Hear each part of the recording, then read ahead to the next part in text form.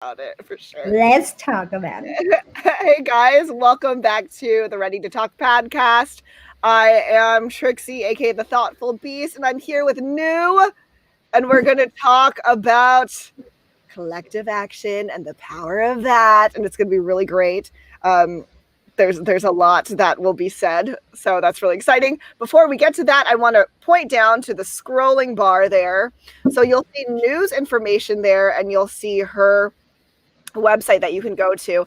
And also, what we'll be scrolling down there is Dee Dee McClure's SD Bail Fund. And Dee Dee McClure is San Diego's local grassroots bail fund. So please remember that Mhm. people are still protesting, even though the Yep. news isn't showing it. So if you are able to, please consider donating to the bailout and help that part of the community that way. And now, before we really get into it, New, can you tell us a little bit about yourself? Sure thing. So, my name is New Nguyen. I prefer they, them pronouns if you're talking about me in third person.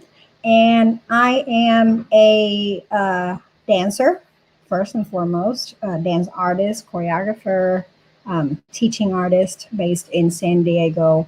And I'm working mostly on in the realm of creative youth development. So, I'm teaching with several organizations on using dance as a way to cultivate social emotional learning capacity or well-being for youth in underserved community throughout San Diego. And outside of that, I also love hanging out with these beautiful people and organize actions around town. So that's me, and Trixie's back. So there we go. I want to also say that New organizes not just for her community, but she organizes like everywhere. This is a very busy woman. She's a very busy woman, and she does a lot. So yeah, dude, like it's really cool. You do a lot. So thank you for taking Thank you. time Yeah, because of I know course. Thank you. you know you put a lot of your time and energy into a lot of different places. So thank you for taking the time to come and talk. Yeah. So we will begin with this question: how do you Okay. feel about our San Diego dance community? How do you feel about it now compared to how you felt about it like in June of this year? It's all 2020 Mm-hmm. based. Mm-hmm. So I feel like if my experience of the San Diego community now is not influencing how I felt about it in June, I would say I was kind of feeling done with the community. I knew that there were always sort of pockets of people um, who want to uh, engage and want to connect and want to take action to make the San Diego community a little bit more fertile than it is and more equitable and more welcoming for all dance artists in San Diego. I knew that always exists, and I was connected to several of those pockets, but I was kind of done with the fact that no one's talking to each other, and I was witnessing um, the community, the San Diego dance scene being um, pressure right pressured by the cultural context that we're in right now to be better, right? And that in June it felt like that was sort of the opening, the opportunity um, for us as community members to step up and demand um, changes that will serve us in the long term and will serve the community of BIPOC artists in San Diego in the long term. And so in June, that felt like there's an opportunity to step up and take advantage of the turning of the tide. And now I am pumped about San Diego dance community. Because Yes. we got connected and we got over our differences and we got over the fact that we are not resonating to each other in terms of aesthetic, but we all want the same thing. At least this generation of you and me and the future, we all want the same thing. So we got together, we talked, we reach out, and we kind of see each other eye to eye. And so now we are organized and we're ready.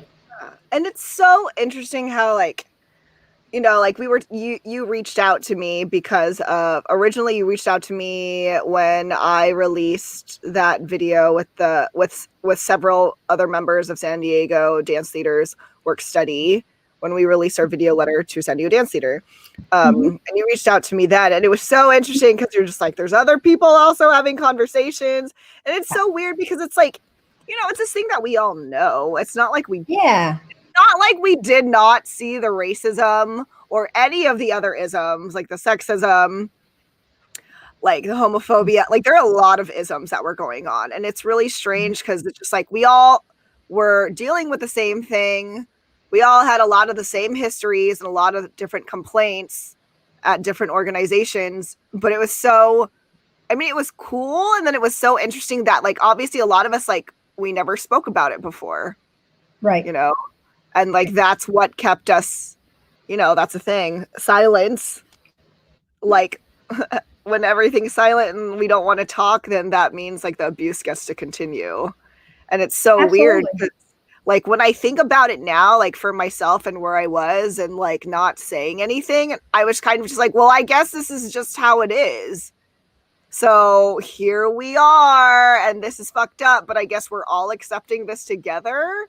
So it's like it was like a weird community thing in that way, which is just like really shitty. And basically, again, like, we're all just perpetuating the cycle of abuse, even if we don't mean to. Because it's just like, I don't, you know, like, I don't think any organization is that malicious necessarily, but it's just like, if people don't speak up, also, like, well, but if people don't speak up, then it's easier for, like, bad behavior to, like, grow into horrible behavior, into things that are super unchecked and get worse and worse and worse and worse. And then here we are, which is, you know, kind of how, like, abuse works anyways, when you think about it, you know, like, yeah. So yeah, totally. Yeah, so I feel like there are a couple of things that were going on at the time, or I mean, like, historically and still right now. One is the culture competition in dance, right? There's this idea that we have to go to audition and we have to be the best there is, and we have to be standing out for ourselves so that we get the job, so that we can sustain this career as artists, especially dance artists. And then this idea that once you're in, then that's your spot, right? Well, once you're in with a community, then you have to keep everybody else out because you don't want more competition, right? But how false is that? How false is that, right? We both know that nowadays it's not about who dances the best, but it's about who do you know. Yeah. Right. And so there's also this culture in San Diego dance community that is about territory, right? So this is my group of audience. This is the aesthetic that I'm cultivating because because it feeds into this kind of income, right? I have my support group, and I don't want to share my support group because that means they're going to support the other organization, and that means I won't be able to sustain my organization, right? So there's also that culture. And so from my time in San Diego, I've heard from different pockets pointing out the flaws of other people in other pockets without actually reaching out and say, you know, like, I know we're different, but what about it? What about our differences that are keeping us actually staying apart from one another? Right. And that maybe that was the mentality from the previous generations, and then that sort of get passed on without filter down to our generation and the generations after that, after us, right? Because I'll give you one example. um, I did some outreach for San Diego State University Dance Division when I was a student there, and I went to, I think, City College to perform an excerpt from a work that was going to be performed for the university company dance. Um, and I heard from students at City or Mesa, I can't remember which one now, saying that they were discouraged by their professors to not go to San Diego State University for dance because we don't teach technique in San Diego State University, Oh, right? yeah. And then I was like, okay, that's interesting. So I know some people, so let me invite people to come see a show and actually close that gap. And guess what? No one ever show up, Yeah. right? Then how can we talk about building community when we don't bridge that gap? You know what I mean? Yeah. I feel like a lot of people throw out community, like they say community, and I've heard a lot of different organizations say like our community and the dance community, but like I like you're right though, like it's very like weird because it's like I feel like when you're talking about dance community, you're talking about like your community, which Yeah. Your like pockets. your pocket, which isn't necessarily bad, like that you do have your own community, but also Mhm. like what about the actual like greater dance community? And like Mhm. and that's so funny, like what you're saying, like, you know, there's that very um competitive mentality, right? Mhm. Like there's not enough for everyone. And it's so funny, Yeah. I feel like with our generation and younger, like we do have that mentality, like even when we talk about marketing and something, right? Like we're very much it's not a scarcity mentality, it's fine, like there's like enough for everyone, like because really, and there, like that's the thing that's interesting, it's like the fact that we're all really different is really what's going to find us like our audience. Totally. And that's the thing, Totally. like we might have our own audiences who really like our niche stuff, right? But also like that's why it's okay that you can also be like, oh, this other organization's having a show though, like maybe you'll like their stuff too, like it shouldn't matter. Yeah. You'll find your loyal audience with the people who do gravitate towards you a little more, but like you could Right. also just share, because it's not like, you know, it's not like one company's putting on like one performance every weekend. That's right. And also in cooping, right? In this closing the window and not sharing other perspective, you're actually trapping yourself in. You know what I mean? Because like I'm doing this aesthetic and they like it a lot. And then now I'm only going to feed them this aesthetic. So when I am over this aesthetic, right, and I want to grow, I don't have that opportunity to grow because I'm catering. Like my audience is used to me catering them what they want instead of kind of nudging and nudging and nudging and nudging and actually filling in the gap with different perspectives so that we can all grow, we can all change, Yeah. right? And I think that's what's happening in San Diego.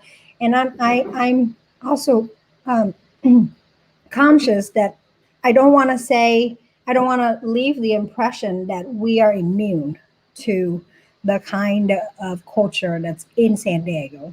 But what happened is that we learned it the hard way and we're over it. You know what I mean? Yeah. I was also siloing myself inside my community that I'm comfortable with and not talking to you and not talking to Zakia and not talking to Anjanette, right? In terms of creatively, right? Yeah. I was also doing that, but look where it's getting me. Nowhere, except frustrated. Yeah. So I feel it's important now to get over myself and my ideology about what dance is supposed to be and go meet other people. Let's talk about dance. Yeah. Like actually be a community. Like, Yeah. actually be a community, because it's not like we all gotta be like best friends or anything, but I mean, at the very least we can be colleagues. Like the fact like we all do love dance, and like how much rich conversation Right. being missed by the fact that we Right. don't talk to each other. And also like So again, like the mindset of what is the opposite of scarcity mindset? I cannot remember the actual label. abundant. Thank you. Like the abundancy, right? There's like it's Yeah. abundant. So when we don't talk to each other, we're like missing out like on opportunities. Like it shouldn't just be Totally. like, oh, like I like I'm part of William Mail, right? I do the William Mail Foundation grant. Like I shouldn't be like, oh, let's not say anything about it. And like, no, like it shouldn't be like that. Like Alyssa Junior, she did it, and then she told me and all her dancers. And so when people ask me about grants and stuff, I'm like, look for William Mail. It's for San Diego only. Absolutely. Like, Yeah. it shouldn't be something that's like, let's hoard our resources. It's like, no, let's just like actually share, because there is enough. And then also like, you know, like dancers do like to collaborate anyways. Absolutely. And you know, like when you get a grant, guess who you're hiring? Your friends, right? And then when your friend get a grant, who they're hiring? You, Yeah. right? If we actually think about the fact that yes, resources are scarce, but there are always cycle of resources that come and go, right?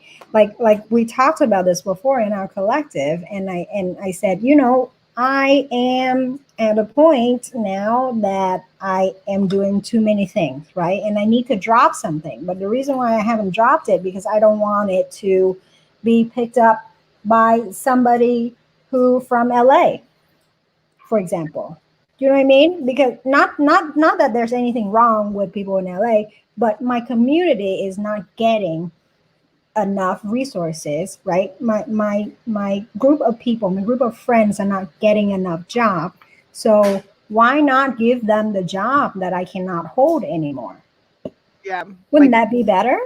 yeah, to actually like keep it within the community. And that's the thing, like Yeah, the thing that's like ridiculous, but like is very true, is that like the dance community is super small, but also like really big. But it's not big enough absolutely. so that we can't know who each other is. But we Yeah. like don't, because we do stay in our little like pockets and in our little places, and then Hmm. we don't come together. But now we are, Hmm. and I know different, like we're not the only collective. Like it's really cool Yeah. to see San Diego and a lot of different places like be like, oh yep, here's like a new collective, or here's something new, like fighting for like the BIPOC community, or fight like very Mhm. much fighting for the San Diego community coming from their point of view. But it's all for San Absolutely. Diego. Like, and that's what's like really beautiful, is actually like I feel like this year is like what the year I'm actually starting to learn what community actually means, and what it means to be part of a community. The power of collective action. Yeah, and you know, true to the title of the podcast today, like when we are staying in these silo, right? And then we need a collective push toward systemic racism, for example.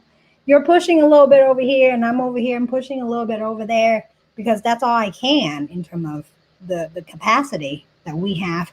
But the beautiful thing about us coming together is that we got experiences and time and capacity and network and other, you know, support from allies, right? So maybe I have the intensity of talking about things, but I don't have the time to actually doing the research. Well, you know what? I got friends in my corner that love doing researches and not want to talk about it in front of other people. And then I have elders who are, you know, experienced in the community wanting to point out a way for the next generation, but they don't have capacity, but we do, Yeah. right? So it's all about filling in the gap and making sure that the collective is well-rounded, and we are meeting each other's needs with the resources that we already have, and not have to reach out and get the things that we already don't have. Yeah. Oh my gosh, like, and time is such, like, a big thing, right? Just, like, thinking about, like, Right. time, like, who has time? Because it's like we're all working, we all have our different things to do, and then again, like, capacity, like, those 2 things, right? Like, the energy, like, do you have the energy to do this? Because it's, like, hard work, like, just talking about, like, getting Mhm. comments, being read at the commission, at the San Yes. Diego Arts and Culture Commission. It's not Yes. it's not even, like, necessarily the hardest thing ever, but it takes a lot of time and it does take energy, especially when we're, like, Yeah. grassrootsing it. Like, it's not just the posts that we're doing. We're also, like, calling people and being like, Right. "Hey, like, there's if you could make this comment today, like, I can tell you a little bit of what it is. Like, can you do this?" Like, that takes energy.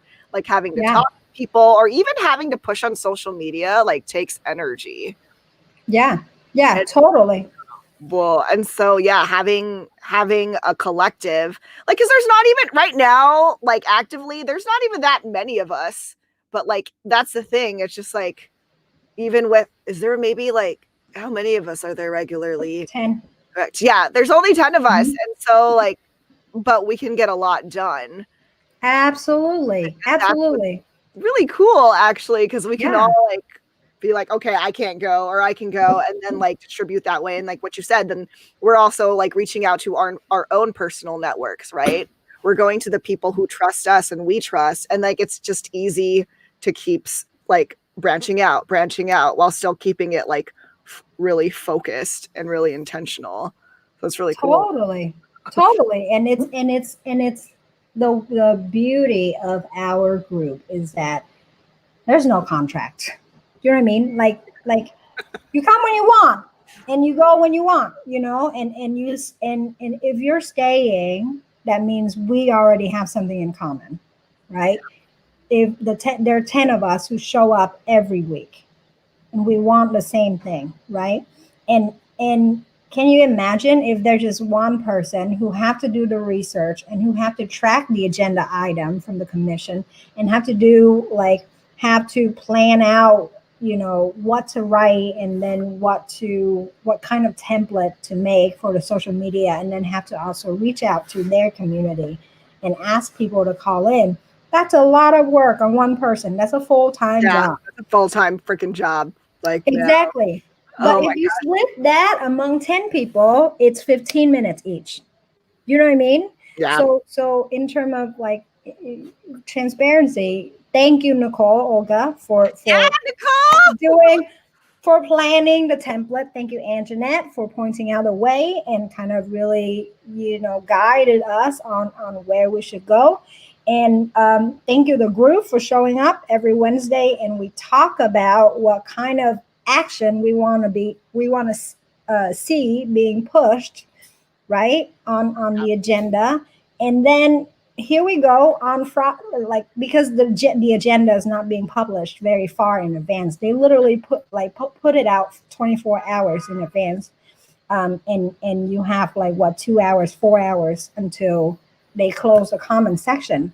But because there are 10 of us tracking this thing and putting out templates and spreading the words, right? Then here when I get it at 2 o'clock and I only have 2 hours to get as many comments in as possible, all I have to do is to draft an email with the template, send it out to people, and people got back to me saying, "Thank you for making it so easy." I Yeah. wouldn't have said anything if it was not for your talking points. And it's not even my talking point. You know what I mean? Yeah. Someone else put that together. And if we want the collective to have power, we have to kind of streamline all of the logistic and all of the admin stuff. Yes. Yeah, so that somebody who's already working a 53-hour week can just get 10 minutes and write a little comment section. And by the way, if you have not seen that video of the Commission for Art and Culture meeting on Friday, you should see it. repetition, repetition, repetition, repetition of everybody wanting the same thing. Like it was so powerful to hear my, my teachers and my neighbors and my friends and my boss and my students calling in, and we're all saying the same thing. We are all wanting the same thing, regardless of whether the commission listened to us or not. We presented a united front, and in this, in this context, that's what matters. Yeah. And it is effective. Like, that's the thing. They know we're there. And by the way, Nicole. They know we're tracking. Hi, Nicole. Nicole's here. So yay, Nicole. Yeah, they know we're here. They know that we're not going away. This was like our second week at it. And so it's like 2 weeks of like basically our comments being read one after the other, like taking space, the space that it deserves, because we are the public. And you're right, like making it streamlined like that, like it makes it so easy because people do want to be involved. Like a lot of people want to be involved. Totally. Of course, there's a lot of our dancer friends who like want the community to be better for like various reasons. From one, like because they're just actively a part of it, or like all the way ranging to they left the dance community because they felt othered or they were literally like mistreated. So, a lot of people want to help, and like making that streamlined does make it easy because politics is not easy, and the government does not make it easy. Like even our local government doesn't make it easy. When we went to the Arts and Commission website and we were looking for, emails because we wanted to reach out to the commissioners. They're not public. No, they're not public. There's just the one basic one. And we can't even email the staff. Like maybe not all the commissioners, but we can't even like get to the staff. Like what is with this? And yeah, how is that transparent? So it's interesting because like now being in it, because I'm new to politics in this way, it's just like, oh, these are things that we can bring up though. Like, and we can easily like, say it. Like, yeah, there you go. Non-agenda comment. Why can't I see your emails? Like, why can't I talk to you? You spoke so much about talking to the community and having the public have their say and have their, opinions on what's happening. And yet we can't contact you. Like, that's not easily available. Like, then how is this ever supposed to happen? Yeah. Yeah. And I mean, like, it's so ridiculous because they are public servant, right? Yeah. Their job is to serve. And the commission chair literally said, well, if we host a meeting every week, then even if we host a meeting every week, we still can't hear from everybody. So what's the point of hearing from everybody? And I was like, well, the point is not to hear from everybody, but to hear from the people that you serve. Yeah. Right. And I think in terms of speaking of collective action, even when the system was designed for it to be possible for these public servants to not listen to the comments from the public, we were successful at disrupting the flow of the meeting. Yeah. We were successful at disrupting the pretending like we're not paying attention, or pretending like there's no desires from the public.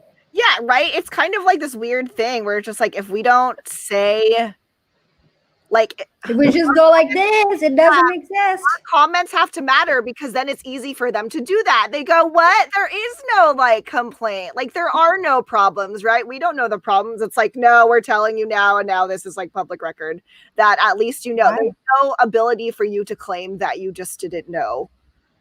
Yep. Like it's not there. We told you, like different people told you. And it's because these things are true. And like, it's so interesting because even with the streamline, like it's easier for us to do because people read it and they're like, yeah, that is dumb. Like if we just tell them like the basics and educate people a little bit, they're just like, yes, this is really weird. Like why they did quote that, using AOI annual, operating operating income, like incomes, like doesn't work well with this calculator. It's like you literally are saying USD said this was not great, and they said, you know, like the fourth option of having a totally new like plan is what's best, and you're gonna say, you know, but that takes too much time. Yeah, that takes too much time. And, you know, like, yes, I understand, like, maybe you need something like right now, like the second. But the thing is, like, with us, if we back off, then that urgency goes away.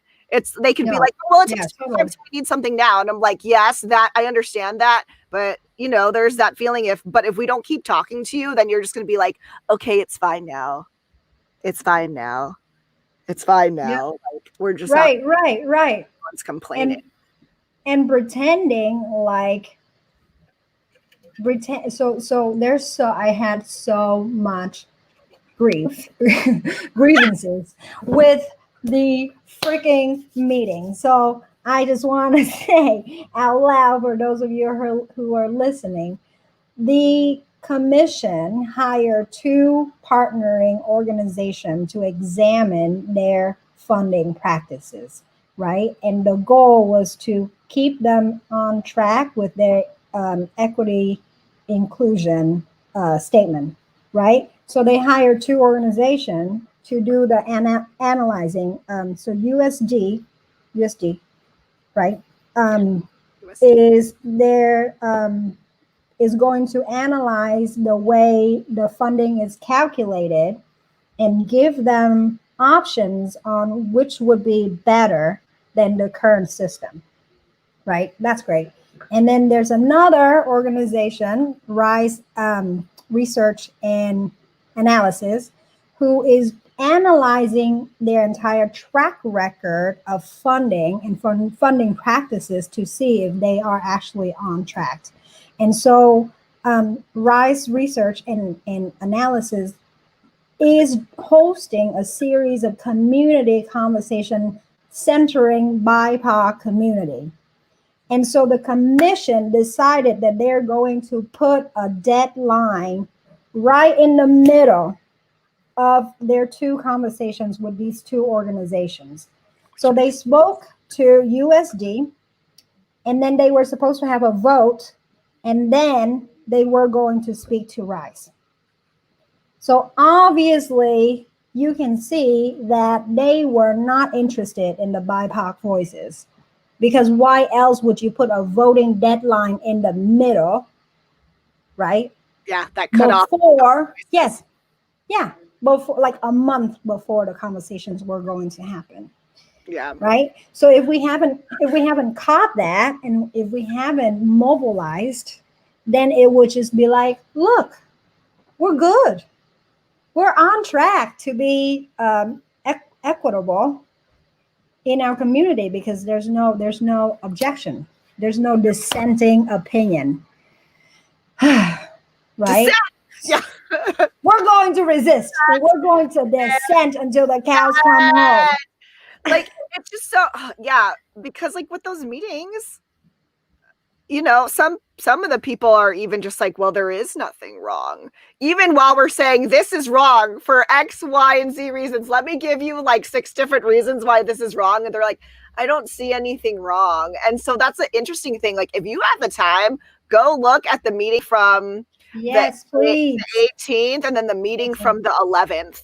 Because like in both those things, on the 11th is when we first put our comments, and then the whole conversation is about what we were saying, and the commissioners, you know, like the commissioners all agreed with what we said, that this isn't equitable, and it does definitely affect people of lower income, and then therefore like the BIPOC communities like more heavily, and like basically we're screwed over more. And like you all agreed, you all said this was bad, and people raised questions. Tracy DeZenzo, oh man, I can never remember her last name. She you know, she had really good questions that like we had, and it was great. And then still the voting happened later, even though we're like, you all said and agreed that this was inequitable. Oh my gosh. Oh my gosh. I can't remember his name. Keith? Can't remember. But so he was like, so we heard from the community, and then we heard from USD, and they said, these are our options. And he asked, is there any downside to us taking a vote right now? That was his question. And everybody on the commission was like, I don't see any downside.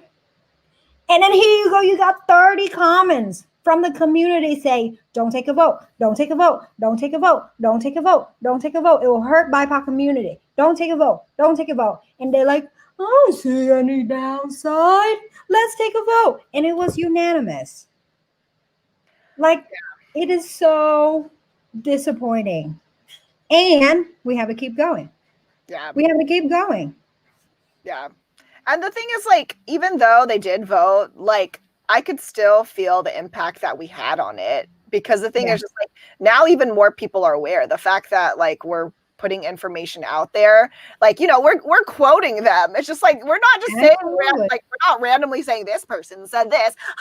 Gossip. No. Like, no, they said this, and here's the timestamp. Like, here's when they said it, like, and so, like, it's basically all we're trying to do is hold people accountable to their word. Absolutely. Our full given right, and we should do that. And really, they do need to be held accountable to the word. Like New said, like, they're public servants. They're supposed to help us. Like, especially now, like, we look at our federal government, and, like, I look at that and I'm like, dude, I don't know. I mean, like, I'm going to vote, but, like, there's a lot of not hope anywhere there. But when I look at, like, my own local government, I'm like, oh no, like, I can make an impact, because at the very least I can inform, like, the other constituents of what's happening, and at least we can have a say, and it's public record, that later on when we look back, it's like, hey, look, like, we can see the ridiculousness and the hypocrisy, and the fact that, like, we can point out when our government is not working for us, and we'll have proof.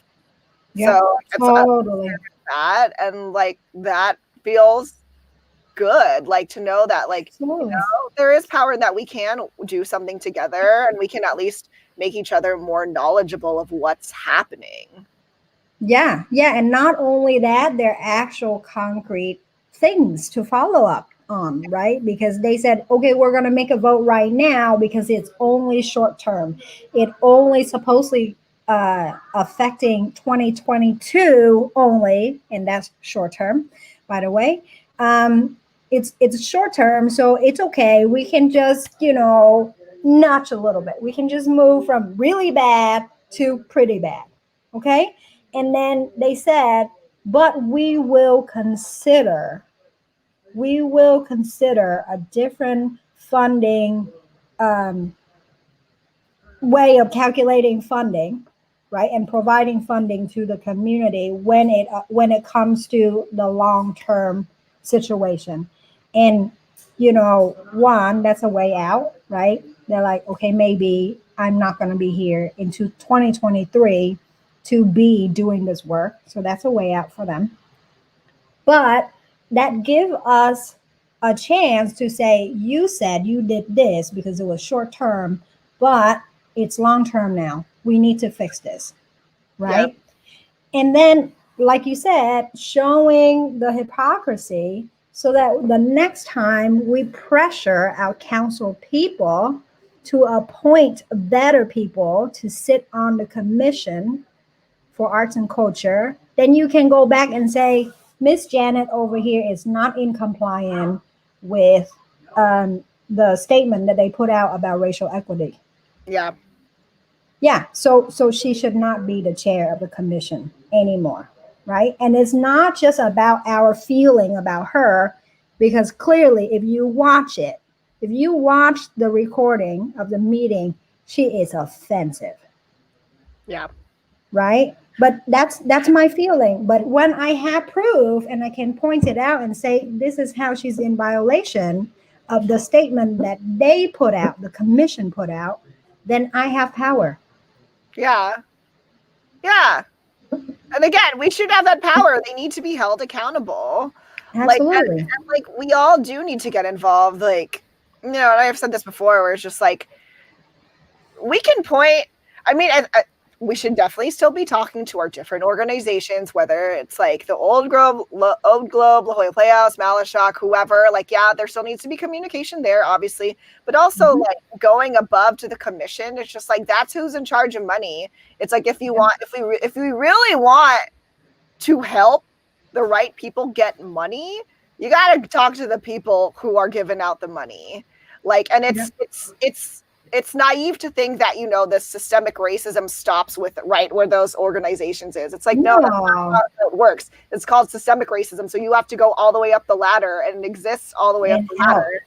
And out. Not just up and out, right? Yeah. So Ibram X. Kendi said, in order to make this nation work for people of color, we have to get rid of the racist policy that is fueled by racist ideologies, right? So we're gonna go all the way. We're gonna go up, out, and in. You know, like we have to find a way to create an impact significant enough that these people who are so removed from the actual communities that they're impacting can feel that impact. Right? If you're going to ignore what we say, we're going to take the conversation to you. Yeah. Right? And I know that's a lot of labor that not all of us are equipped to do or want to do, because we got a life to live, right? But some of us are. Some of us have time, especially during the pandemic.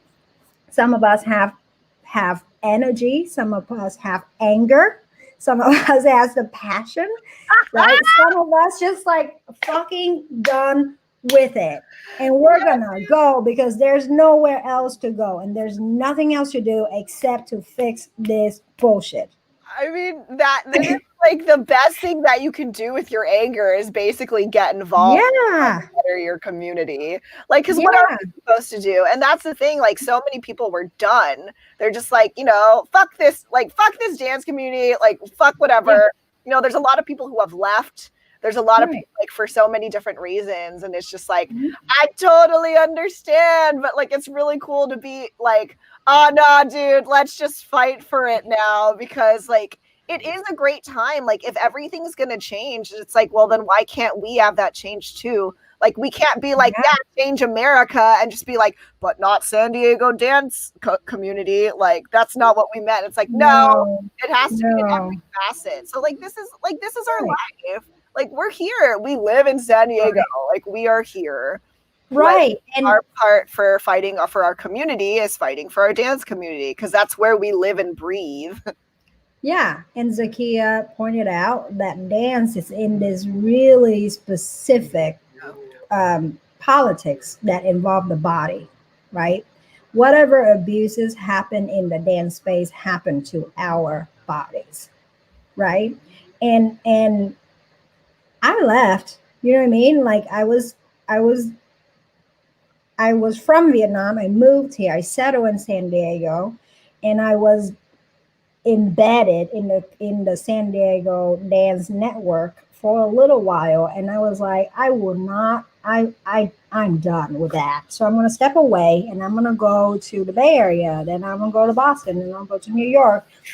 And then getting to see what's possible, then coming back home, right? And teaching youth, and teaching the next generation of people who are going to live in San Diego and work in San Diego. It's just heart-wrenching. It's just heart-wrenching to look at my youth who love dancing so much, and dancing is like a significant part of their life, watching them graduating from a dance program and having to make the choice of conforming, right? And deal with the abuses or quit dancing. Yeah. That's not a choice. That's not real agency. That's, you know what I mean? Like, so you either gonna starve or you're gonna starve. Yeah. Like, I just, like, that's for me too. Like, that's like such a big thing I think about. Like when I'm teaching my little kids, and I'm just like, what am I setting you up for? Because it's just like, yeah, you can go somewhere else and dance too, but it's just like, you know, you might want to stay and dance in San Diego. And I'm like, what am I setting you up for? Am I like raising you so that you get older and older, and then you enter these organizations where like that are super like, yeah, like that have like there are racist practices built into there. There's a lot of sexism in there. Like, am I really like, I don't want to be part of this pipeline that puts you into like a place that isn't safe for you. Like, Absolutely. I hate that thought where it's just like, what am I helping you do? Like, where am I helping you to go? Like, that's something super important to me. Like, you know, like you said, like, no, you're looking after young faces. You're looking like, especially when you start, you know, when they start getting older and their bodies changes, and you're like, you're there as they're literally trying to figure out how to dance again, right? Because just with that, like them having to learn their bodies through like puberty is really hard. And then it's just like you have those thoughts of like, oh my God, like you know, it's just like, I hope you are treated right. Like, I hope that wherever you go, like I hope in San Diego that, you know, like you go somewhere where you get to feel great about your body. You know, Right. that you don't feel like it's being abused. You don't feel like your body isn't enough, even though you're super talented. Like, but you know, again, and then left. totally, so many people left, and let me backtrack just a little bit, because in San Diego, because we're right there, we have the A Center, right? The A Study Center right there. There's this whole movement around being trauma informed, right? Being a trauma informed teacher, being a trauma informed choreographer, being a trauma informed youth advocate. Great. I think that's super necessary. And that only allowed me to deal with the trauma after it happened. Yeah. You know what I mean? So, Yeah. so the pretext of that is still assuming that it's okay for trauma to happen, or not. I don't want to push it as far as that, but acknowledging that trauma is happening in these places, and as long as you're informed about it, then you're good. You know what I mean? It's like, what happened to the preventative measures? Right, exactly. But you know, that's hard. Yeah. Because and it's hard for multiple reasons, right? It's hard because it's exposed the hurt that's happening in the community. So sometimes people choose to not talk about it because it's safer. Yeah. Right? So for somebody who had been abused in San Diego and decided to leave the space of abuse and start their own thing, right? Sometimes people choose to not talk about the past. But then again, secrecy protects the abuse. Yeah. The abuser. Secrecy protects the abuser, and the people in power that have turned a blind eye to that act, the abusive act, right? So and also we could say, okay, San Diego sucks, let's leave. Let's not pretend that other communities don't also have their own issues. Yeah, exactly. Right? Exactly. So if we have a chance to change it right here where we are with the support of a collective, right? Why not? Yeah. Why do we have to leave? San Diego's ours too. And there's like a lot of people. Like, there's a lot of people. Like, there's a lot of people in this dance community who would love to be more in the dance community and feel like an actual community, or actually at least have somewhere where they actually feel safe dancing, like, and feel good dancing. Like, come on, we can't, like, we should be able to at least provide that. Like, you know, dance is, yes, dance will always be, there will always be some sort of like competition in it because, you know, right, the art, it's the arts. It's always going to be some sort of that, but it doesn't have to be like what it is now, to where we're all like keeping our mouths quiet because like we're all thinking about our careers because there's only so many jobs. It's just like we shouldn't be in that position where it's just like we're so afraid, you know, of hurting any opportunities that we have, that we're just gonna watch people be abused and mistreated and just shrug and be like, well, whatever. Like it shouldn't be like that. It really shouldn't be like that. Right. And really what clicked for me was for me to leave an organization, right? And say, I am done with that. I'm done with having my boundaries violated and then leave that space. Then the space become vacant, and then that space is then filled with my friends and my families. You know what I mean? And then I watch the cycle of abuse happen again and again and again and again. And regardless of what I say to my friends and family, right? There's always that benefit of the doubt, first of all, and also there's the paycheck, right? People have already committed that funds that they're going to get from that organization into rent, right? Or into car payment. And now, even when the abuse is happening, they have to stick it through so that they can pay rent, right? Yeah. So that hurts. For me, that hurts a lot. And so I would rather, have a space where we can candidly talk about these things before people commit, right? Yeah. And also like you said, people just want to have safe spaces where they can dance and they can make work. Those spaces exist in San Diego, right? Again, there's all these pockets, and because it's hard to sustain an art organization in San Diego, there are artists who are starving while offering free classes so that the community members can have a safe space to dance, Yeah. right? And so then the mission is about getting those people funded Yeah. and supported, Yeah, right? 'cause yeah, and it's right, like those people are doing the work. Those things exist. People just like don't know because, like even marketing within itself is just hard, right? Like getting your name Mm-hmm. out there and stuff. Like you can have a dream and stuff, but you got to get your name out there.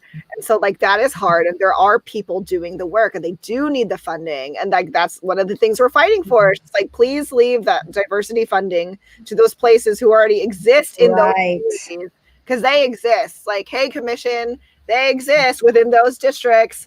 Please stop taking like organizations with lots of money and stuff and putting them in like these cities because apparently no one can do the work. They're the only ones. It's just like, no, there are people already doing the work.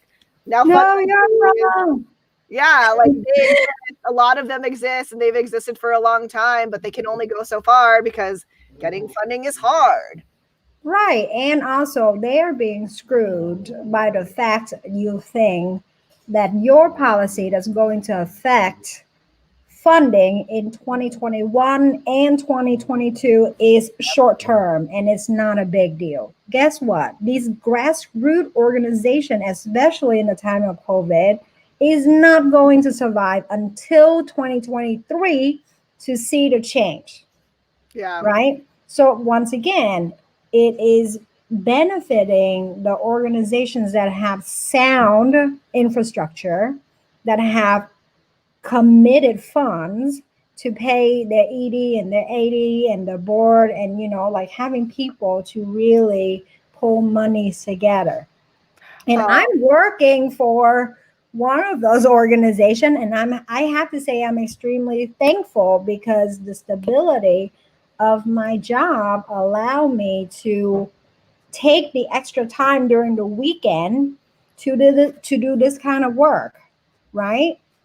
But the tricky part is it's not that I don't want for there to be solid and sound and robust arts organization. I absolutely love that. But what I'm asking is for those organizations to not be the abusers, right? Know when to step up and know when to sit down, right? If you are not equipped to do racial equity work, for example, don't position yourself as a leader in racial equity work. If you somehow magically access the fund, then know who in your community are doing that work successfully and step out of the way, give them the money. yeah. Do you know what I mean? That's what we're asking for. We're not asking for anybody to be canceled. We're not asking for anybody to not be supported by the community. But what we're asking for is for you to be humbled. Yeah. It's for you to be honest. And not right? hoard. Stop hoarding. Stop hoarding. Stop hoarding. Like, I mean, everyone has problems in COVID, but like, that's the thing, like what you said, like the ED, right? Look at things like, you know, there are a lot of organizations like, well, we got to furlough people, we got to whatever. And it's just like, okay, but you know, go look up how much the executive director is being paid, or the artistic director is being paid. Oh yeah, over $300,000. $300,000, and still they're going to furlough a lot of their workers when in COVID, when there are no productions going on, you know, like they're still being paid over $300,000 a year. And their rents of the studios are still being paid. Yup. And so it's just like, you know, we got to look at that, and we all got to be like, hey, is that okay or not? But like, let's look at it in the face. Like, again, places, lots of art places, they're having to furlough people. It's really hard. People are like, please raise money for the arts. But it's just like, please look at how these arts organizations are actually like where they're putting their money, who is getting money. Like we have to know, because then we just think like, oh, it's going under because there is no money. It's like, no, it's going under because only like this percent of it is getting, like, only they're getting paid, and we have to apparently fulfill their over 300 and like whatever $1,000. Like that has to happen. It has to, right? Like so let's just, you know, furlough all these other people. Right. Fulfilled. It's like, what? No, you can't say you're not going to survive COVID and have someone in your company make that much money. Like, that's ridiculous. Have one person in your company make that much money. Not even somebody, you know what I mean? Like, and that's also kind of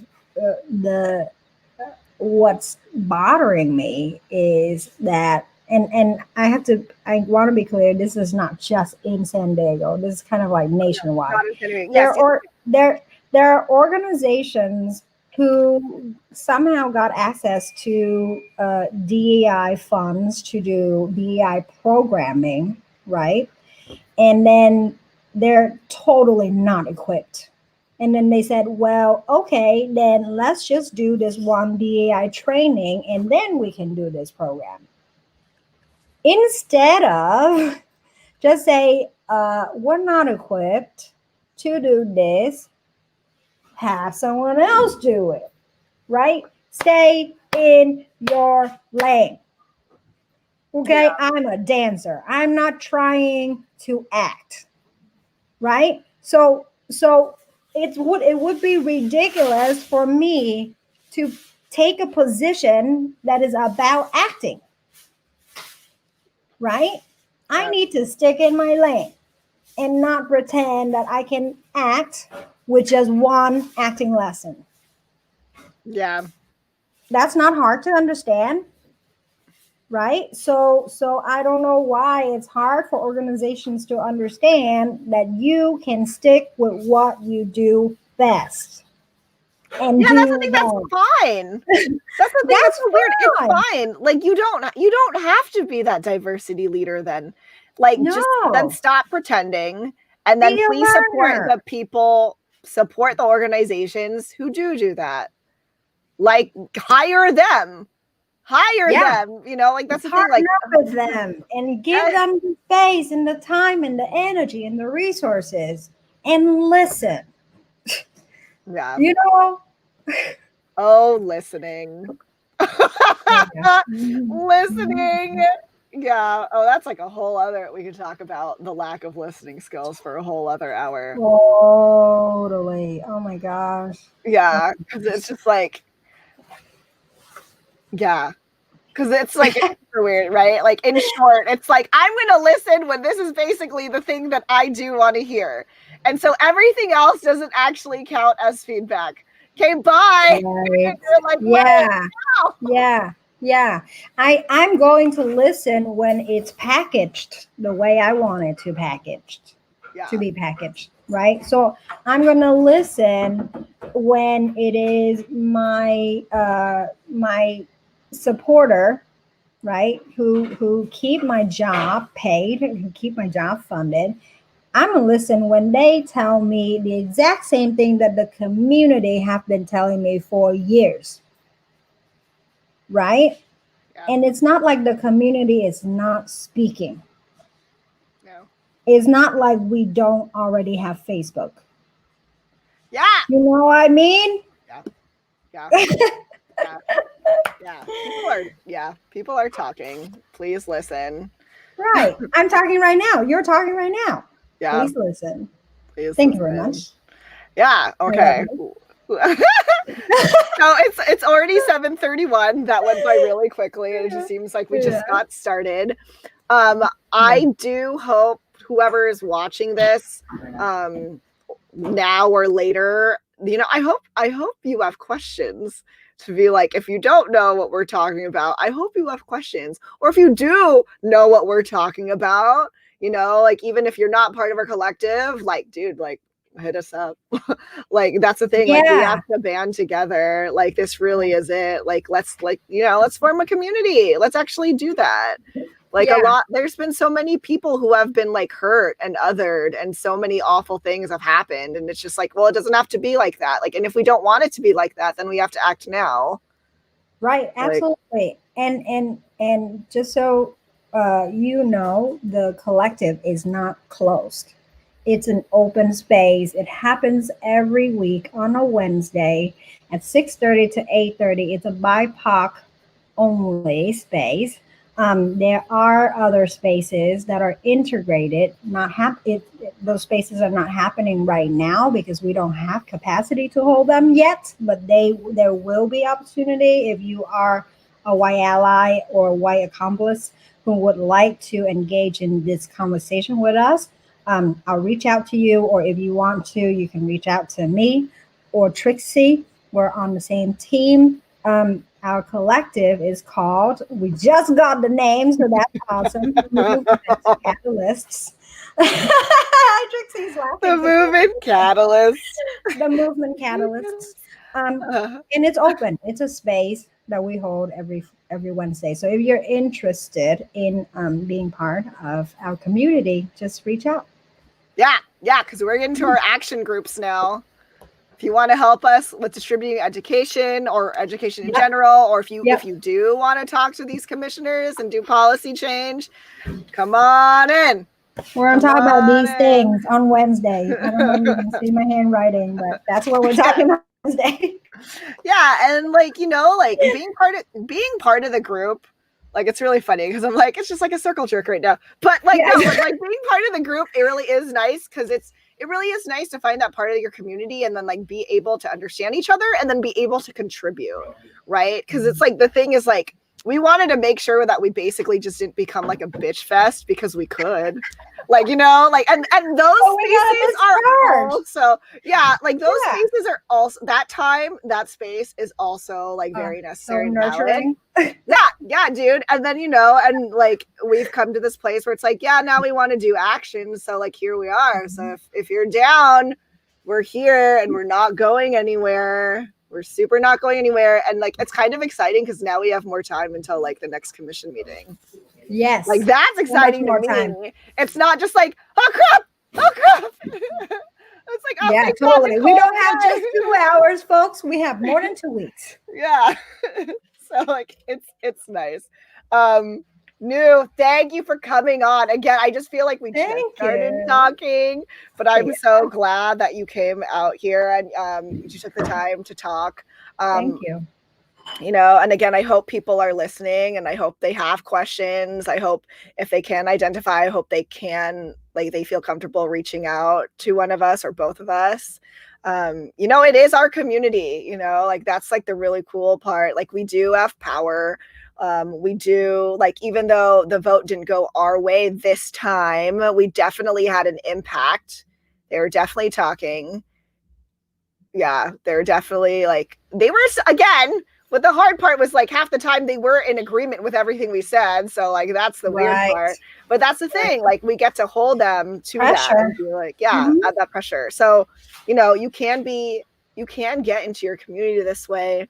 I mean, I hate politics, but like this is super necessary and it like feels good to again, like have that impact and help educate people. So reach out to us. If you're listening and I pissed you off, I'm sorry. You are welcome to reach out, and I would love to have a conversation with you. Happy International Peace Day. Happy International Peace Day. Again, right there down scrolling, you can find news website and get some info on her. And also, D.D. McClure San Diego Bailout Fund is down there. People are still protesting. We got to support that part of our community as well. So please consider donating your money if that's available to you. Until next time, keep your questions and contact us. I know we know you're out there. Contact us. Thank you, Trixie, for holding space. Yes, thank you for being here. Bye, everyone. Bye.